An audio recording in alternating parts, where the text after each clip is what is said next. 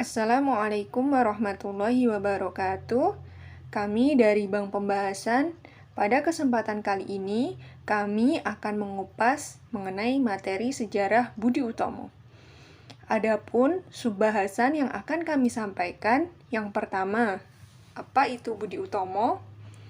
Yang kedua, tokoh-tokoh Budi Utomo. Yang ketiga, latar belakang berdirinya Budi Utomo. Yang keempat, peristiwa-peristiwa penting Budi Utomo. Subbahasan pertama, apa itu Budi Utomo? Budi Utomo adalah organisasi pergerakan nasional yang dibentuk dengan cita-cita menjamin kehidupan bangsa yang terhormat dengan berfokus pada bidang pendidikan, pertanian, perdagangan, dan kebudayaan. Tujuan Budi Utomo ini dipaparkan pada Kongres pertama Budi Utomo yang dipimpin oleh Dr. Wahidin Sudirohusodo pada tanggal 3 sampai 5 Oktober 1908 di Yogyakarta. Hasil dari Kongres pertama Budi Utomo yang pertama membentuk kepengurusan baru yang terdiri dari Ketua Umum adalah Raden Adipati Tirto Kusumo, Wakil Ketua Dr. Wahidin Sudirohusodo, Sekretaris Dwijo Suwoyo dan Sosro Sugomdo, Bendahara Gondo Atmojo, Komisaris Dr. Cipto Mangunkusumo. Yang kedua, mengesahkan anggaran dasar Budi Utomo yang merinci tentang tujuan Budi Utomo.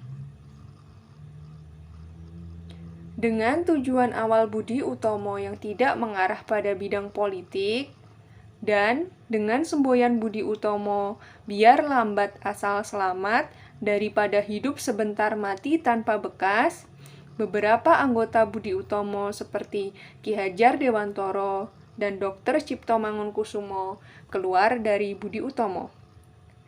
Mereka menginginkan gerakan yang lebih militan dan bergerak langsung pada bidang politik.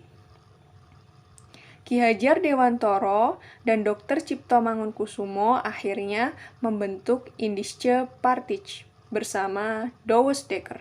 Subbahasan kedua, tokoh-tokoh Budi Utomo.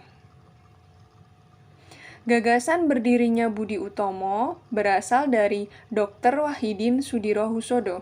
Beliau berkeliling Jawa untuk mensosialisasikan pendidikan dan beasiswa untuk pribumi berprestasi yang kurang cakap secara finansial, atau disebut studi funds. Sedangkan pendiri Budi Utomo adalah Sutomo. Berdasarkan website Kemendikbud, pendiri Budi Utomo ada 9. Yang pertama, Sutomo. Yang kedua, Suraji Tirtonegoro. Yang ketiga, Gunawan Mangunkusumo. Yang keempat, Muhammad Saleh. Yang kelima, Muhammad Sulaiman. Yang keenam, Raden Mas Gombrek. Yang ketujuh, Gondo Suwarno. Yang kedelapan, Raden Ongko Projo Sudirjo. Yang kesembilan, Muhammad Suwarno. Selanjutnya, subbahasan ketiga mengenai latar belakang berdirinya Budi Utomo. Awal mula berdirinya Budi Utomo dikarenakan adanya wabah penyakit di Pulau Jawa yang menimbulkan kekhawatiran akan kurangnya tenaga kesehatan. Hal itu mendorong terbentuknya Stovia. Stovia merupakan tempat pendidikan juru kesehatan. Dari Stovia ini semakin tumbuhlah rasa nasionalisme bangsa Indonesia.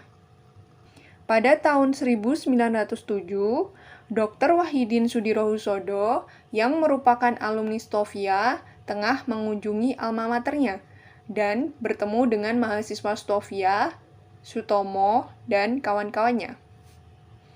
Kemudian, Dr. Wahidin Sudirohusodo menyampaikan ide dan gagasannya mengenai nasib rakyat yang masih kurang mendapat perhatian dari pemerintah kolonial Belanda, terutama dalam bidang pendidikan. Beliau kemudian menganjurkan agar para pelajar mendirikan organisasi yang bertujuan memajukan pendidikan dan meningkatkan martabat bangsa Indonesia.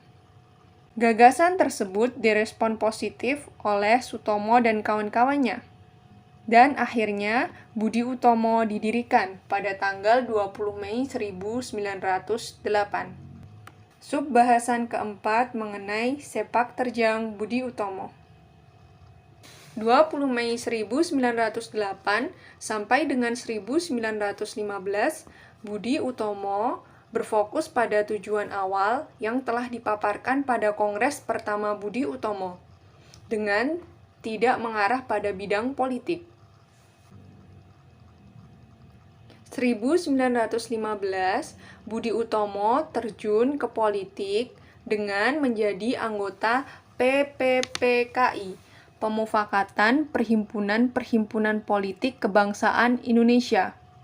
Perubahan haluan ini terjadi karena adanya pengaruh dari organisasi pergerakan lain yang bercorak politik seperti Sarekat Islam dan Indische Partij.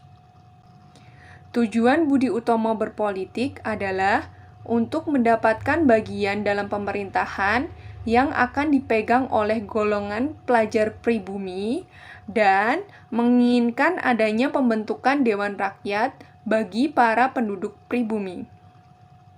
Pada tahun 1935, Budi Utomo melebur ke dalam Partai Indonesia Raya atau Parindra, pimpinan Sutomo, karena kalah pamor dengan Sarekat Islam, yang keanggotaannya terbuka bagi berbagai kalangan masyarakat tanpa adanya batasan wilayah. Sekian pembahasan materi Budi Utomo kali ini. Terima kasih sudah menyimak. Semoga bermanfaat. Wassalamualaikum warahmatullahi wabarakatuh.